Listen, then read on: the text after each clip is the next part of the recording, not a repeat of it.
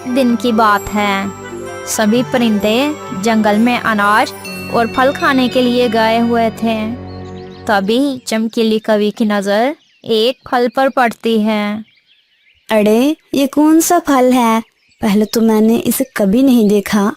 चमकीली कवि पास जाकर फल देखने लगती है। ये फल तो काफी अलग लग रहा है, लेकिन कैसे पता करूं? मैंने इसे खाया और मुझे कुछ हो गया तो? नहीं नहीं, मैं एक काम करती हूँ, किसी को खिला कर देखती हूँ, तब पता चलेगा। चमकीली कवि ऐसा सोचकर आसपास देखने लगती हैं और इतने में चमकीली कवि की नज़र रूही चिड़िया पर पड़ती है। चमकीली कवि फल लेकर रूही चिड़िया के पास जाती है। रूही बहन, इधर तो आना, जरा ये फल खाकर तो देखना, बहुत ही मजे का है। अरे लेकिन ये कौन सा फल है चमकीली बहन? ये सुनकर सभी परिंदे रूही चिड़िया और चमकीली कवि के पास जमा हो जाते हैं। अरे ये कोई भी फल हो, लेकिन ये मजेदार बहुत है, तुम खाकर तो देखो इसे। रूही चिड़िया बेचारी बहुत भोली थी। वो चमकीली कवि की बातों में आकर फल खाने लगती हैं। आप बिल्कुल ठीक कह रही हैं चमकीली बहन, फल तो वाकई बहुत मजे का है। ऐसा फल तो मैंने पहली बार खाया है। अरे रूही बहन, थोड़ा फल मुझे भी दो ना। जैसे ही रूही चिड़िया रानों को फल देने लगती है, तभी अचानक से रूही चिड़िया बेहोश हो जाती हैं और वहीं पर गिर पड़ती हैं। अरे अरे, ये क्या हो गया रूही चिड़िया को? हमारी रूही चिड़िया तो बेहोश हो गई हैं।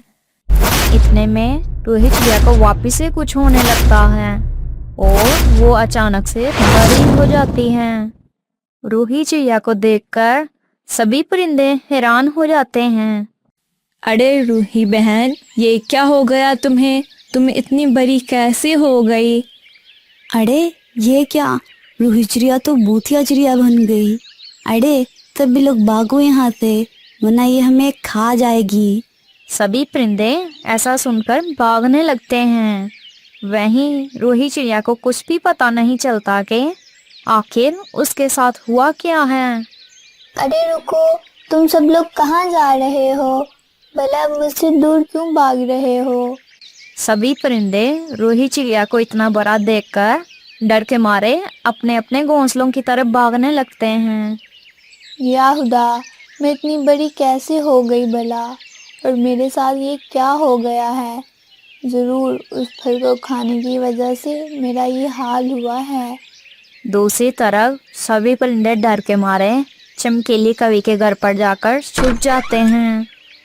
थोड़ी देर में रूही चिड़िया भी अपने दोस्तों के पास मदद लेने पहुंच जाती है। अरे दोस्तों, सुनो ना, मेरी मदद करो, मेरा यकीन करो, मैं आप लोगों को कुछ भी नहीं करूँगी। मेरी बात तो सुनो।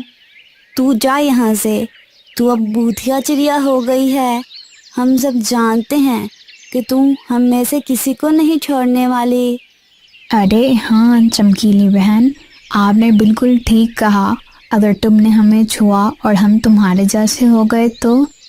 अरे दोस्तों, तुम लोग मेरा यकीन तो करो, मुझे कुछ नहीं हुआ है, मैं कोई बूतिया चिड़िया नहीं हूँ।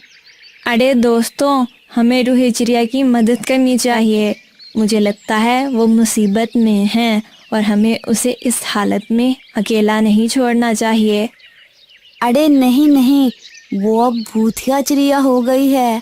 हम में से कोई भी उसकी मदद करेगा तो वो भी फंसेगा। बिल्कुल सही कह रही है चमकीली बहन, वो हमें फंसाना ही तो चाहती है। जैसे ही हम बाहर जाएंगे वो फौरन हमें खा लेगी। रानो चिड़िया की बात कोई नहीं सुनता और दूसरी तरफ रूही चिड़िया की मदद के लिए भी कोई तैयार नहीं था। रूही चिड़िया बहुत दुखी होकर रोने लगती है और जंगल में चली जाती है। एक दिन सभी परिंदे बैठकर बातें कर रहे थे कि अचानक से दो शिकारी चील उन पर हमला बोल देते हैं। अचानक से हुए हमले से किसी को कुछ भी पता नहीं चलता। सभी परिंदे चीलों का मुकाबला करते हैं, लेकिन चील तो बहुत ताकतवर थे। रानो चिड़िया किसी तरह बचकर वहां से भाग जाती है और चील, चमकीली कवि और पिंकी कबूतरी को पकड़ लेते हैं। या खुदा, ये क्या हो गया? ये चील तो उन दोनों को खा जाएगी। अब क्या करूं? अरे कैसे बचाऊं इन्हें? तभी रानो चिड़िया सोचने लगती है और उसे रूही चिड़िया का ख्याल आता है। अरे हाँ, मैं एक काम करती हूँ, मैं रूही चिड़िया के पास आती हूँ। मुझे यकीन है वो हमारी मदद ज़रूर करेगी। ऐसा सोचकर रानो चिड़िया फौरन रूही चिड़िया के पास चली जाती है। वहीं रूही चिड़िया दूर जंगल में रहने चली गई थी। रूही बहन, जल्दी से मेरे साथ चलो, हमें तुम्हारी मदद की ज़रूरत है।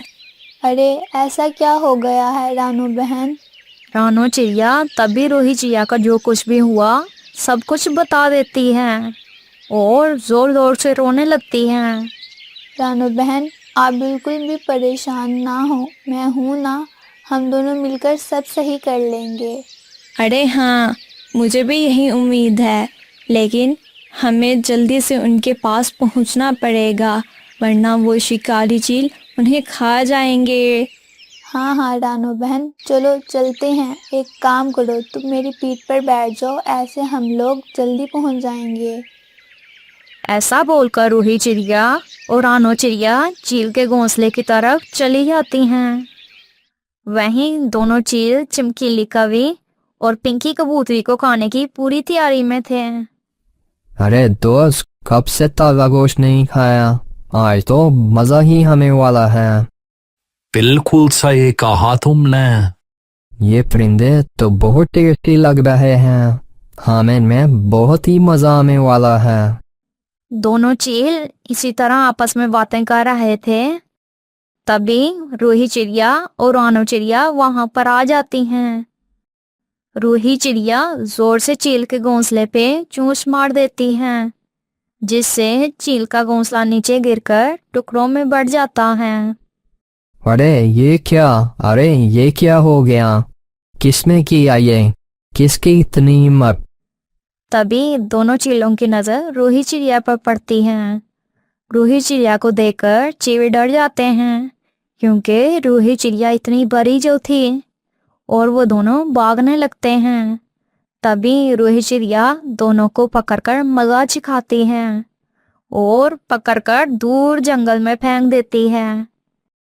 रूही बहन, मुझे माफ कर दो, मेरी वजह से तुम्हारा ये हाल हुआ है। तुम्हारी मदद करने की बजाय उल्टा मैंने तुम्हें कितना कुछ सुना दिया। अरे रूही बहन, मुझे भी माफ कर दो, मैंने भी तुम्हें बहुत बुरा भला सुनाया और तुम्हारी मदद नहीं की। जो फल खाने से रूही चिड़िया की ऐसी हालत हुई, वो फल कहाँ पे हैं? किसी को पता है? हाँ, मुझे पता है। तो क्यों ना वो फल रूही चिड़िया को वापस खिला कर देखें? क्या पता वो फल खाने से रूही बहन वापस से छोटी हो जाएं। सभी परिंदे चमकीली कवि की बताई हुई जगह पर जाते हैं। रूही चिड़िया वापस से वो फल खा लेती हैं और वो फल खाते ही पहले जैसी हो जाती हैं। ऐसा देखकर सभी परिंदे बहुत खुश हो जाते हैं और आपस में खुशियां मनाने लगते हैं। प्यारे दोस्तों, दोस्त वही होते हैं जो मुश्किल में काम आते हैं। कभी भी मुश्किल में अपने दोस्तों को अकेला ना छोड़ो। प्यारे दोस्तों, अगर आपको हमारी ये वीडियो पसंद आई है तो इसे लाइक करें और मजीद ऐसी मजेदार सी वीडियोस देखने के लिए हमारे चैनल को सब्सक्राइब करें। शुक्रिया।